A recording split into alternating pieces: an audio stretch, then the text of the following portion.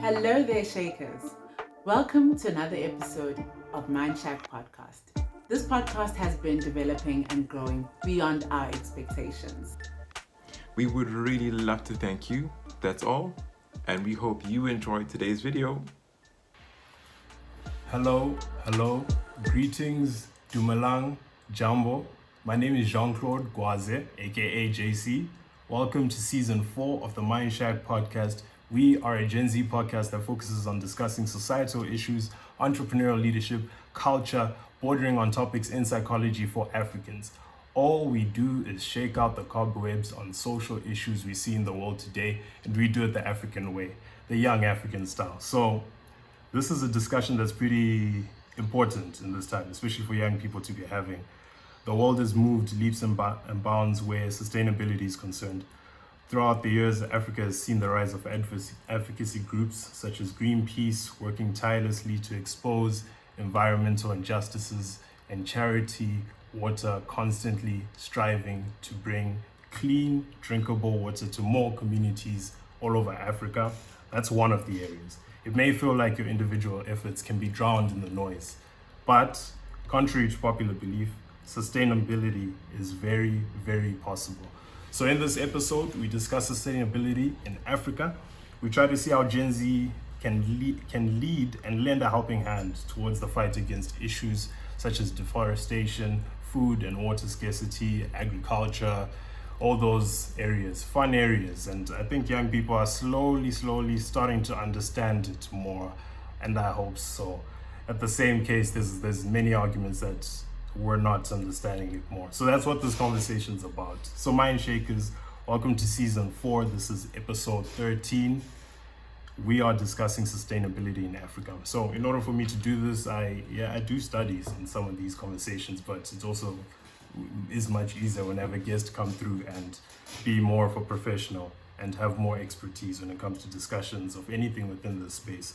So before I go too far, I am joined by two guests that are here in stead of an organization called Sovlanatir.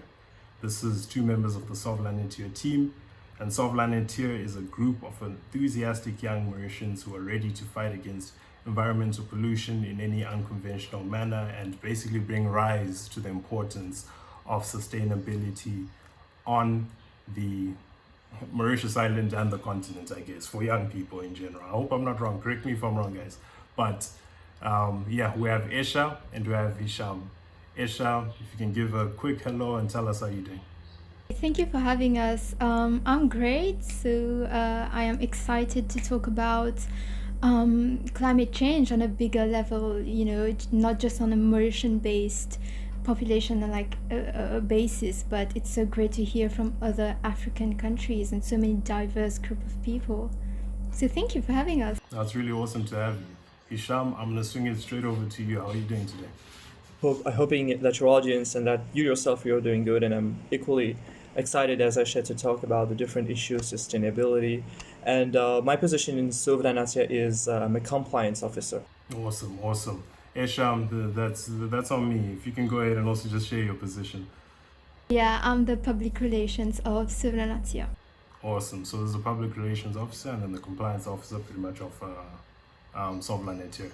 So they are experts in this area. They have expertise in this area. Don't want to put you under pressure and say you're experts. I believe you're experts. You're very knowledgeable, but it's also pompous to say experts sometimes. So they know about this area. The first thing I just want you to talk about is Sovlanatir. I'll swing it over to Hisham to just get us started. Sovlanatir, some of the work Sovlanatir is doing, and how best you would describe it to someone who doesn't know anything about it. Perhaps first things first, what does Sovlanatir mean? It's a word, it's a sentence in Creole that means save nature. And it's a youth-based organization. It's managed by a dozen of young, committed students who are really passionate about environmental protection.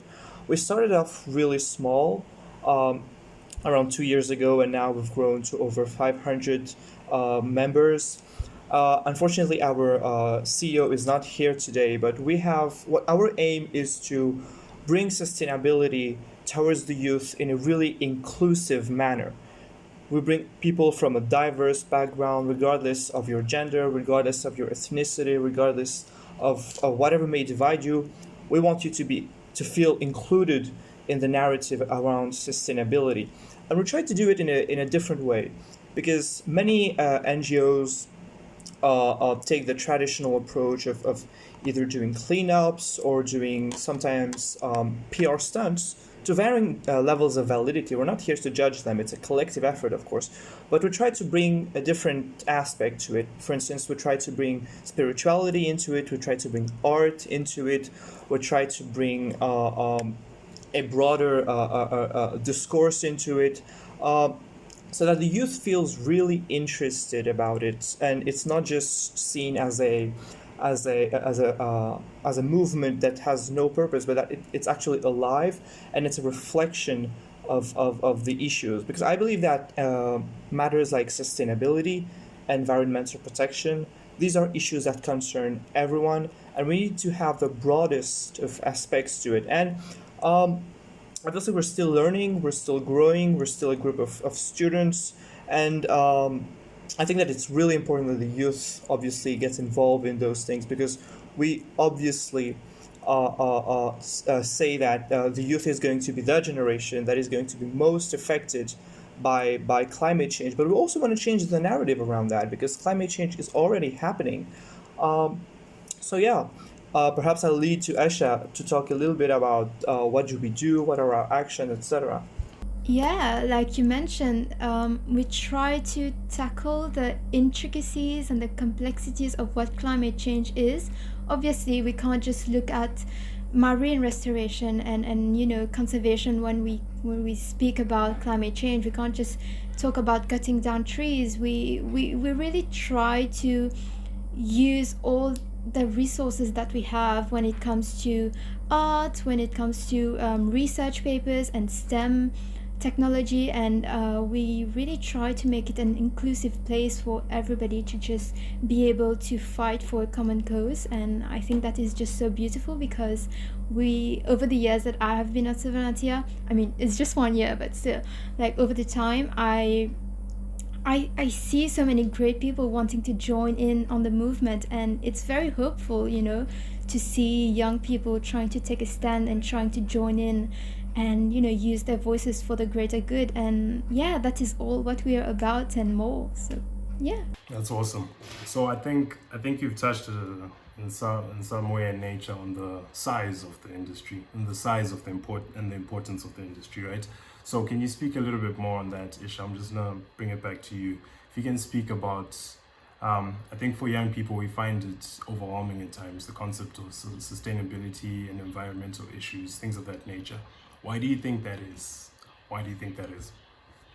I personally suffer from that, honestly. I think the term is climate anxiety and distress, and I think it's really because some people really understand the emergence that is the climate crisis, and sometimes we don't see enough changes, enough policies, enough actions being taken by the people that are supposed to lead countries, that are the policymakers. And honestly, I think sometimes people feel kind of helpless, and I'm proudly one of those people.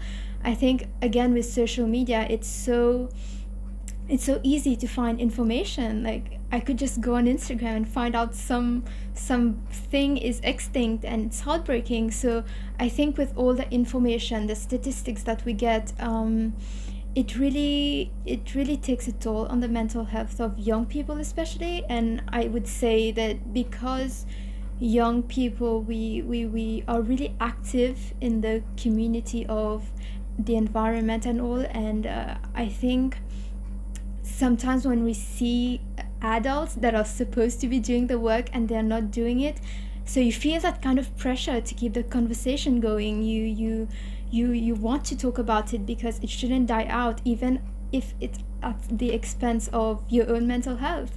So I think there is that pressure of young people to always talk about social issues, not just climate crisis. But I think I personally used to get this a lot, But ever since I have joined Sovlanatir, I think it has definitely decreased, because I know there's like a group of people that are still fighting for the same thing, and it's really reassuring, to be honest. So yeah, I think really climate anxiety is such a normal thing, but we don't really talk about it, not in the mainstream media at least. But I want to spread the word out there, because I know so many people are feeling it, but they're not necessarily opening up about it. So yeah, I think it's such a very real thing, and sometimes you feel overwhelmed, and that's okay. It's what it is, and we have to deal with it. Yeah, that's very interesting. And I understand you also are in the space of not only environment and sustainability, but sustainability in the sense of like equality as well. I understand you're also part of an organization that's called Unity for Equality, which is an organization that I think some of the listeners can look up. Basically, it's promoting equality in various spaces, and it's brought basically a few young people together to be part of an initiative that brings equality in different spaces. So with that said, I then also just wanna on the pinnacle, on the point of like speaking on young people and the nervousness when it comes to the space, or just their ignorance when it comes to the space. What do you think, Hisham, of young people learning about this at a younger age? I feel like isn't that part of the problem? Aren't schools not teaching or educating enough about this? I think that it really depends, obviously, on the educational system. Africa is not a monolith. I guess different educational systems would have different ways of explaining to it. If I perhaps were to talk about Mauritius, it's often said that Mauritians feel deeply connected to the sea, deeply connected to their nature, and in some ways, the educational system does touch upon that. But obviously, educational system can do so much more in order to just change the way that we think about it. Perhaps in a slightly naive way, we are brought up to think about how the environmental concern is an individual affair. You have to pick up your trash. You have to clean your garden. You have to, on your own, let's say, grow your vegetables or not use plastics and all. But as you grow older, you have to realize that the imperative does not only rest on your individual self, but there are obviously larger stakeholders that are involved, companies, government, organizations, that in fact have a bigger role to play. And I really feel that this is the critical missing link in our education system. For instance, we all know that we have to reduce our plastic usage, right? It's something that's taught to every school children. But are we really taught about how X or Y organization also have to reduce their plastic usage, or how we have to pressure those kinds of things? So I think in our educational system still has a long way to go ahead in order to shift. I don't want to use a term, but perhaps it has to be used to shift the blame, at least partially, obviously without undermining the individual role that we have to play. And I would say that children, young people, teenagers, they really seize the gravity of this situation, perhaps even more than adults have, because this generation is the generation which has come across with a climate change and global warming and all these buzzwords into their curricula. So I guess we are better familiar with not only these terms, the understanding, but also the gravity, what it means, and also obviously what you have to do. And obviously this is where the role of NGOs, the role of civil society kicks in. Young people, they have to mobilize themselves in order to act upon the things that they learn in school, because if there is only an educational system that focuses very lightly, abstractly perhaps, on environmental matters, without really talking about the ways that you can actually change things, the solutions that are out there, the different controversies about X and Y subject, then what would really be the point of it? So I think that the educational systems around the world does have a long road ahead to change the way that we think. And obviously science, it's not a permanent thing. There's obviously changes every month, every year we hear about different causes of climate change, or rather perhaps also different effects that climate change can have different crops that are affected, different ways that ecosystems can be affected. So obviously there's also a continual update that has to be carried out. Okay, and while you speak on that, right, I'm also thinking about the space of agriculture, and we like touched on it in some nature and some parts of this in the intro as well. But like, what do you think of agriculture as just its role in this, in sustainability when it comes to the environment? Obviously, agriculture is the closest link that we have to the climate because each crop has its own season. And coming to Africa, unfortunately, despite the fact that Africa is one of the smallest emitters of carbon monoxide and other forms of emissions, it is the most vulnerable continent. And obviously, those who are the most affected are the ones that are at the lowest levels of socioeconomic growth. And often this overlaps with individuals that are involved in the agricultural sector. Recently, with the COVID crisis, there is a global food crisis in the supply chain. We've seen it across the world. There is trouble in cost of livings and food prices increasing. And that's, I think, a little taste of what would happen the more there will be the effects of climate change, which will be felt on the continent. I think that drought, for instance, will be one of the major consequences of climate change on the continent, especially the northernmost areas of the continent, northern Africa, and also the southernmost places. And obviously, this affects the agricultural market. It creates volatility. And what happens with a volatile agricultural market is twofold. Obviously, either you have an increase in your agricultural output or you have a decrease in the agricultural output.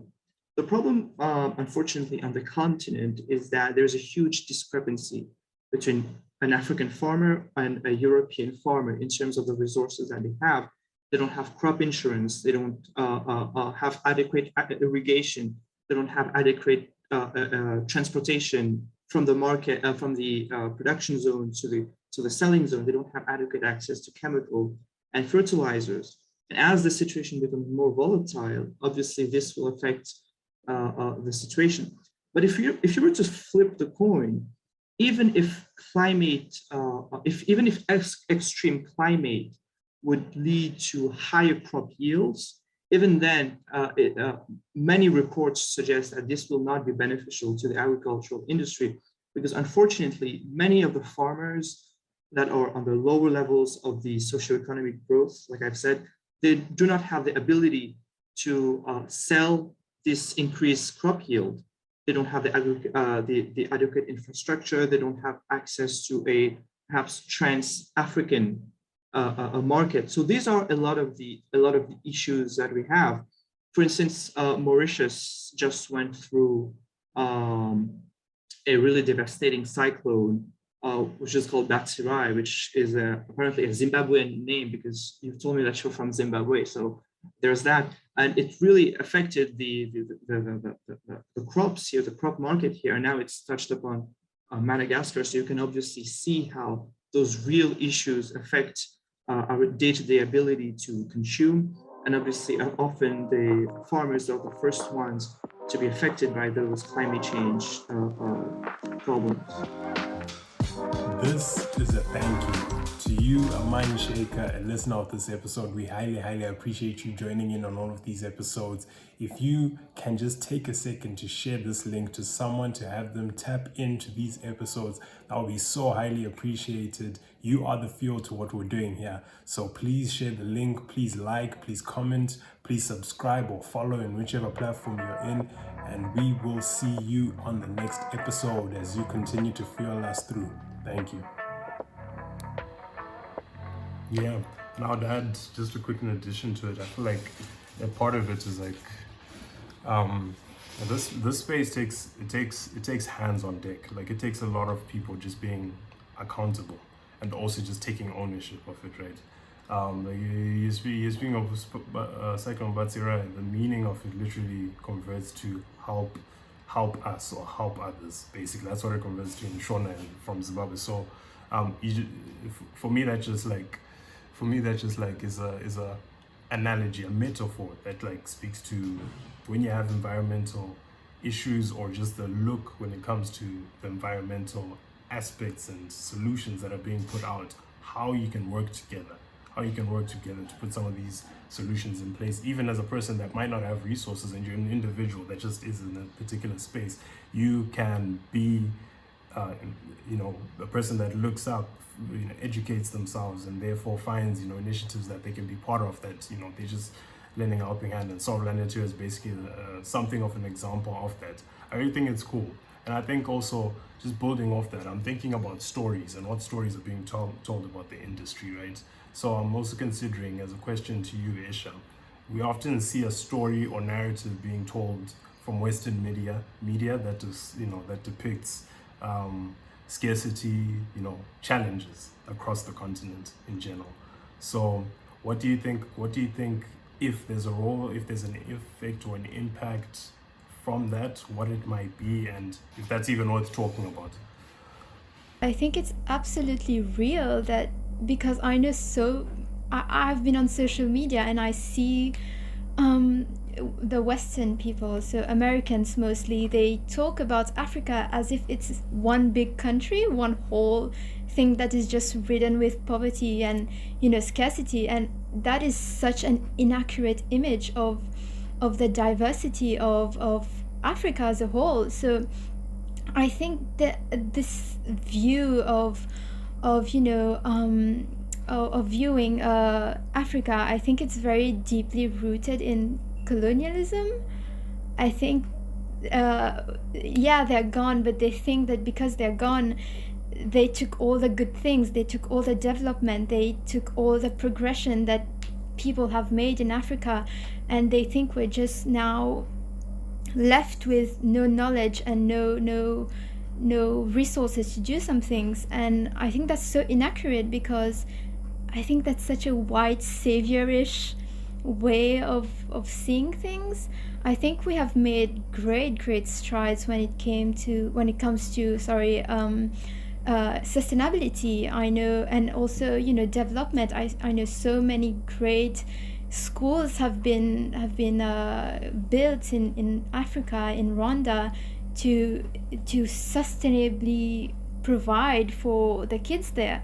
So I think it's really such a, I would say, racist way of thinking, that because there is no westernization, there's no development. So yeah, I don't agree with it at all. I think that, I know Mauritius is one of the countries with a very high index. I think it's the highest in Africa, and it's very high compared to, if you compare it to obviously we're not going to compare Mauritius to big countries like the USA and China, but when you compare it to Sweden or New Zealand, we are doing really good in terms of the Human Development Index. So I think it's a very inaccurate but also ignorant way of thinking, that because there is no westernization, there's no development altogether. That was really well put. That's awesome. And that's the thing about most of these macro depictions, the metrics are put in place in economics for a certain level of understanding or depiction of reality. But that depiction of reality isn't necessarily always what's on the ground, right? And then there are different metrics that speak different stories, right? So you can't hear a story about a space or whatever it is, and believe that without deep analysis, doing homework, understanding more. And that's where you use that interesting perspective, where if you look at certain indexes, they show you that there's a different reality on the ground.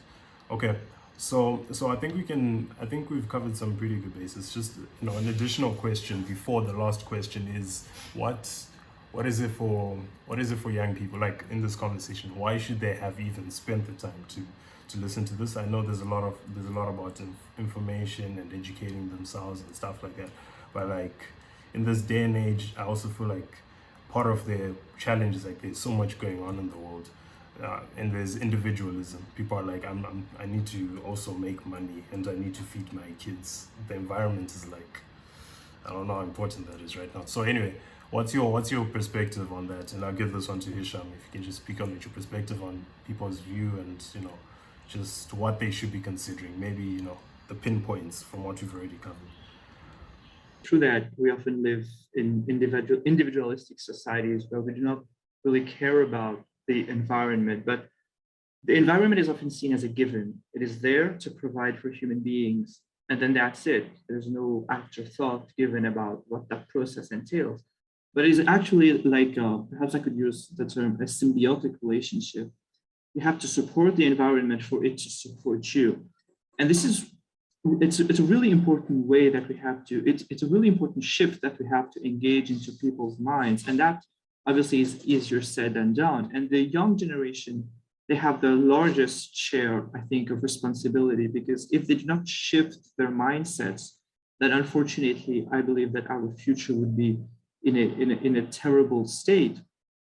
Unfortunately, we have to remind people that it is this sort of capitalistic / individualistic mindset that has created all these issues. We will not be able to thrive in a capitalistic or individualistic society if there is no clean, affordable, clean, potable water to drink from. We'll not be able to have an economy if there is no clean air to breathe from.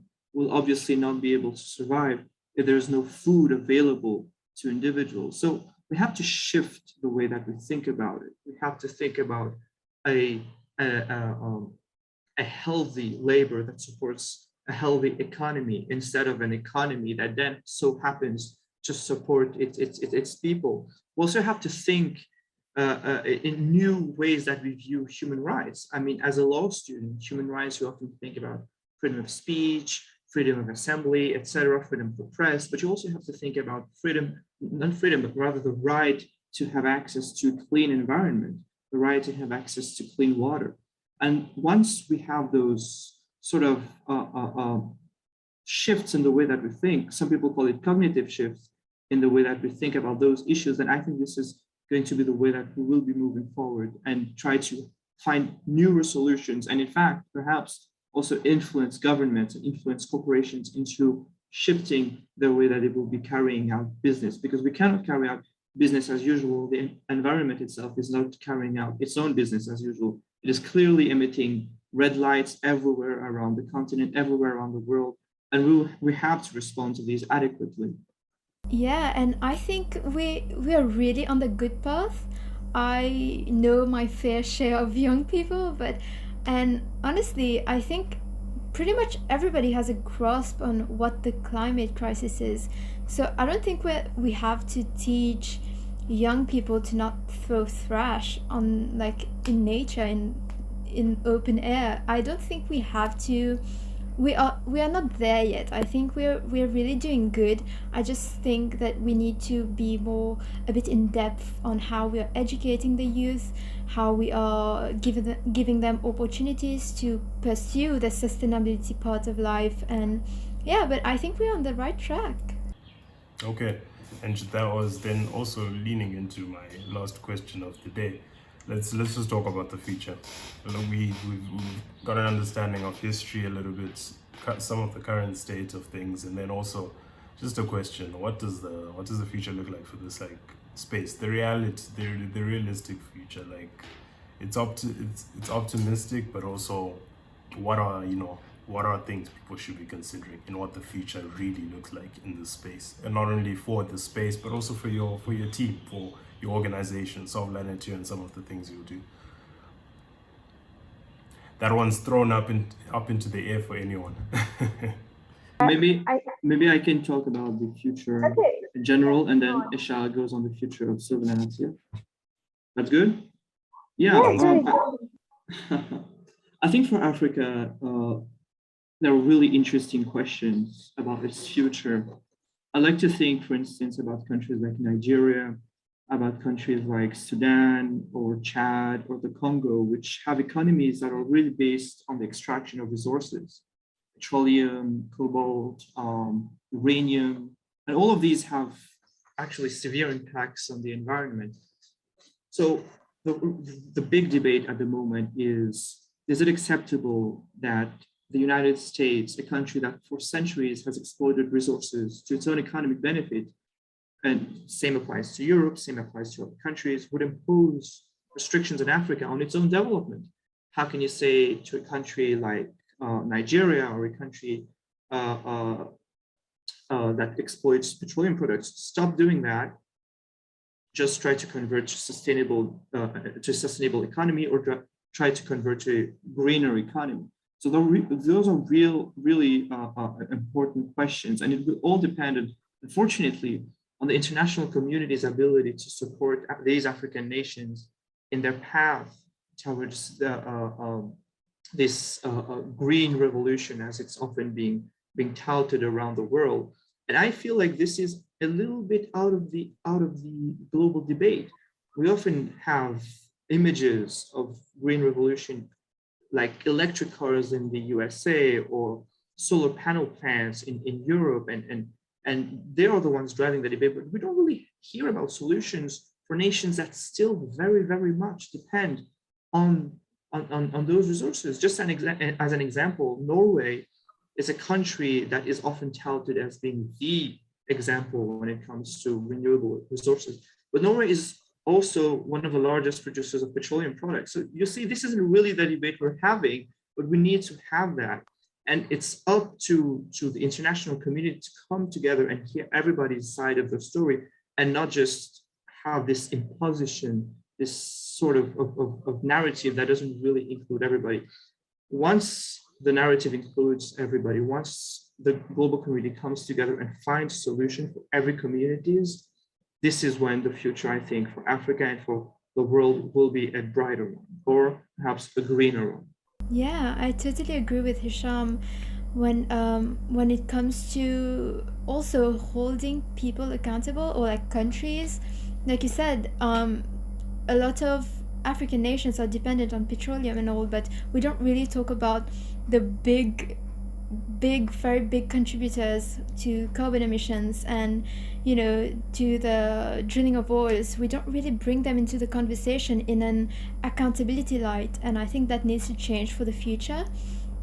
And I would like to talk about a bit on Sovlanatir's future, right? In Mauritius, we're still pretty young. We are comprised of very young people who are currently studying, and obviously it's not a very like peak growth, and I think that's great, because having a steady growth is it's really on a long term very sustainable.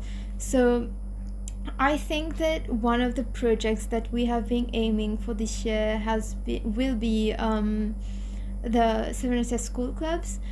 Jean mentioned earlier when talking about schools how it's great. It needs to happen where we talk more in depth of the climate crisis and all when it comes to the educational systems. And I think a lot of countries, one comes to mind, which is Italy. They have successfully implemented like a module about climate change and sustainability in their national curriculum, and I don't see how that's hard to implement. I mean, I'm not a lawmaker, but I know that it's feasible and we could do it. So we wanted to kind of pave the path a bit. Obviously, we cannot, as Sovlanatir, as just a bunch of youngsters, we have so much power, but I think we can for sure lead the conversation when it comes to climate change in the educational system. So what we have been trying to do for a few months now is work on what we would like to call Sovlanatir school clubs. So it will just be the clubs that you naturally have in schools, but it will be a bit more active since it's related to a bigger NGO. And then we would implement it in different schools. We are already in contact with so many great schools who are willing to implement those things. And yeah, I think hopefully we could see it this year. And along with the school clubs, we also have a project about mangroves. Now, we all learned about mangroves when there were the Wakashio, and I think we all understood how important it was. And so we are currently leading a team of marine departments and STEM departments, where they would really focus on the restoration of the mangroves that were hit during Wakashio, but also to,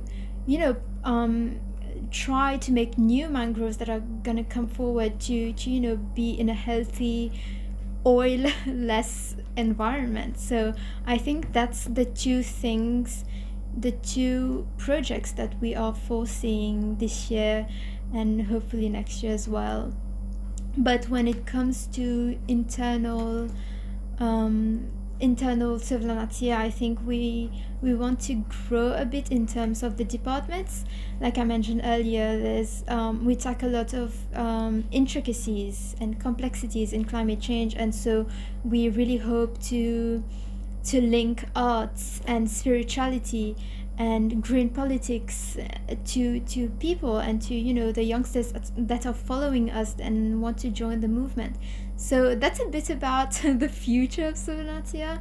Obviously there will always be the unforeseen things, but again, I think we are a generation of very adaptive people, and whatever comes we will adapt to the situation. Yeah, that's a good way to close. In fact, that's very well put. I then also have a additional extremely important question. What is Wakashio? Okay, so in 2020 in July 2020, if I'm not wrong, there was this Japanese ship that crashed in our coral reefs, and so it was a natural protected reserve of marine life and corals that are extremely important for the biodiversity of Mauritius, and they just crashed and leaked. I don't have the correct number in my head, but they leaked tons of oil. Yeah. 1,000 ton of oil. They leaked that into our oceans, and well, there was a bit of I would say not very swift decision making from the government, but during that time we have seen the solidarity between Mauritians, and it was so beautiful because you could see literally every Mauritian going to colleges and like malls, and they're building booms. I don't know if you know, but they're like bagasse and cloth, and we like try to restrict the oils to not like propagate into the ocean. So we did that for like a good 2 weeks, right?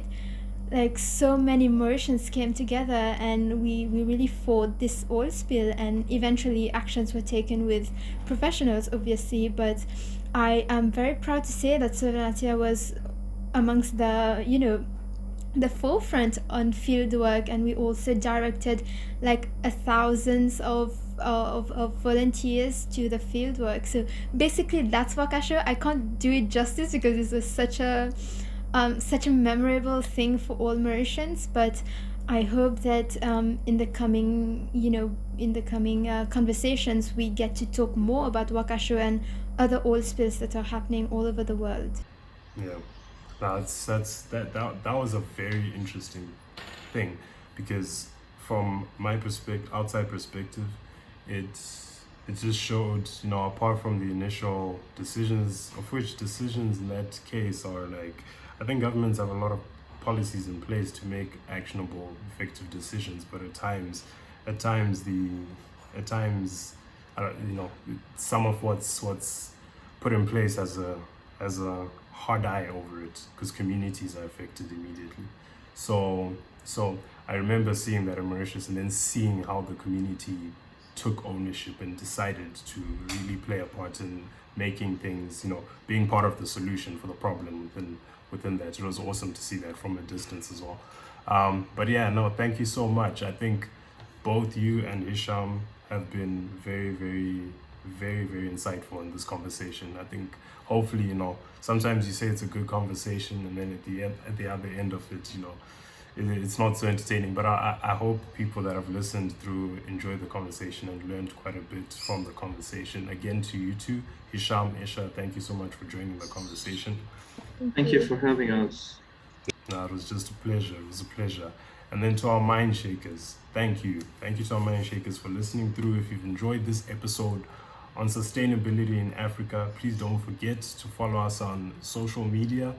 Tell us your thoughts about this space, sustainability, and the African context, whatever it means to you, whatever insights you may have learned from this and what you know about this space. Most of all, mind shakers, we encourage you to go out there and share anything you might have learned from this episode as we strive to learn together and boldly shake the world.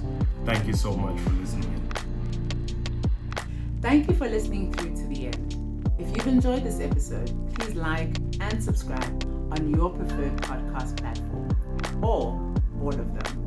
There's going to be plenty of exciting episodes to come, so if you want to catch that, follow us on all social media platforms at MindShack Podcast, and of course, follow us or subscribe to us on our YouTube platform or our YouTube channel at MindShack, and of course, see you on the next one.